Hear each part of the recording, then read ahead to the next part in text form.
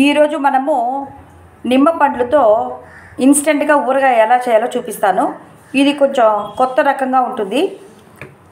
ఇడ్లీకి, చపాతీలకి, పెరుగన్నానికి అంతా చాలా బాగుంటుంది. ఇది ఎలా చేయాలో చూపిస్తాను.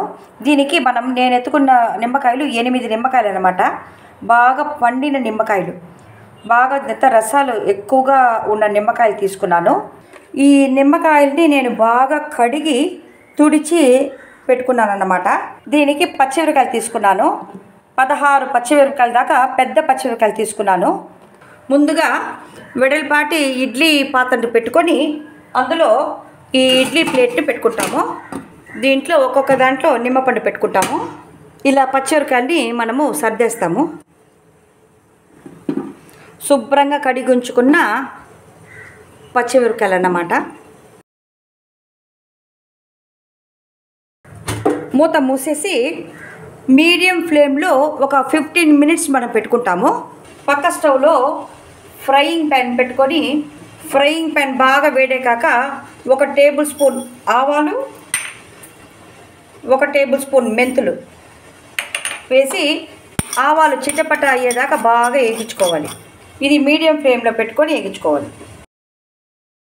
ఆవాలు చిటపట అవుతుంది కదా, చిటపట అయ్యేదాకా మనం ఇలాగ వేగించుకుంటూ ఉండాలి. ప్లేట్లో పెట్టుకొని మళ్ళీ ఈ ఫ్రైయింగ్ ప్యాన్ పెట్టుకొని కొద్దిగా మంచి నూనె వేసుకొని అందులో ఈ గడ్డ ఇంగువని ఇందులో వేసుకోవాలి. దీంట్లో పొంగించుకోవాలన్నమాట.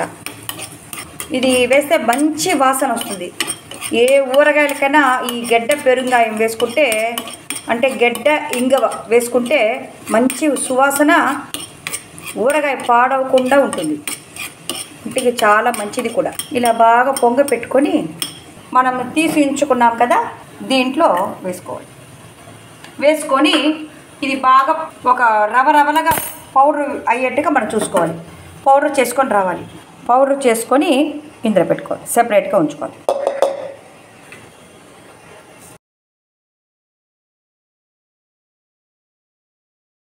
మనము ఈ నిమ్మ పండ్లని, ఈ పచ్చిమిరపకాయలని సెపరేట్ చేసుకొని ఆరబెట్టుకుంటాము.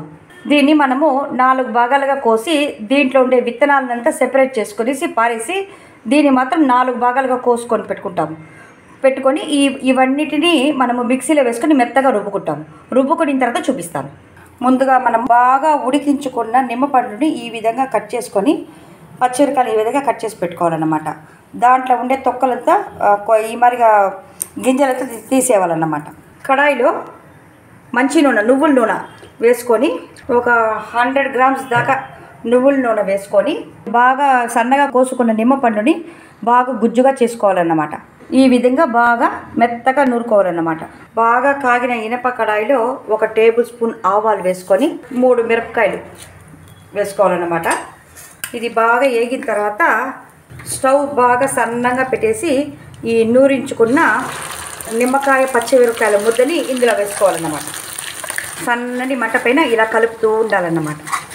నేనైతే దాదాపు 1/2 కిలో నిమ్మపండు తీసుకున్నాను, 16 పచ్చిమిరపకాయలు తీసుకున్నాను. ఇలా సన్నని మంట పైన బాగా తిప్పుతూ ఉండాలన్నమాట. ఇలాగుంటుంది. నూనె బాగా తేలేంత వరకు ఇలా మనం తిప్పుతూ ఉండాలి. ఇలా మనం ఎలా తిప్పితే అలా వస్తుందన్నమాట. అది పక్వం అన్నమాట. అయిపోయింది అనడానికి సంకేతం అన్నమాట. ఇలా అక్కడక్కడ చెక్కలతో ఉంటుంది, పర్వాలేదు ఉంటే. ఇప్పుడు దీంట్లో 1 టీ స్పూన్ పసుపు, సరిపడా ఉప్పు అన్నమాట. ఉప్పు తక్కువైతే వేసుకోవచ్చు మనం. 1 టేబుల్ స్పూన్ కాశ్మీరీ మిర్చి పౌడర్, కలర్ కోసం. మనం ఆల్రెడీ పచ్చిమిరపకాయలు వేసుకున్నాము. ఉంటే కూడా మనం 1 టేబుల్ స్పూన్ కాశ్మీరీ మిర్చి పౌడర్ వేసుకోవాలి. పౌడర్ చేసి పెట్టుకున్న ఆవాలు, మెంతులు పొడి అన్నమాట. ఇలా మనం బాగా తిప్పుకుంటూ ఉండాలన్నమాట. ఇంకా అయిపోయింది, ఇంకా దించేసినట్టే. ఇది మనము శుభ్రమైన జార్లో శుభ్రంగా ఒక జార్ని ఎండలో పెట్టి అందులో వేసుకుని ఫ్రిడ్జ్లో పెట్టుకుంటే ఒక 15 డేస్ దాకా బాగుంటుంది అన్నమాట. మజ్జిగన్నానికి, ఇడ్లీలకి, చపాతీలకి చాలా అద్భుతంగా ఉంటుంది. అంతే. చూడండి, నూనె బాగా ఇక్కడ పైకి వస్తుంది కదా, ఇంకా అయిపోయినట్టు అర్థం. ఇంకా మనం స్టవ్ ఆఫ్ చేసేసి అలాగే ఉంచేసుకొని ఆరిన తర్వాత మనము గ్లాస్ జార్లో పెట్టుకొని మూత పెట్టుకోవడమే.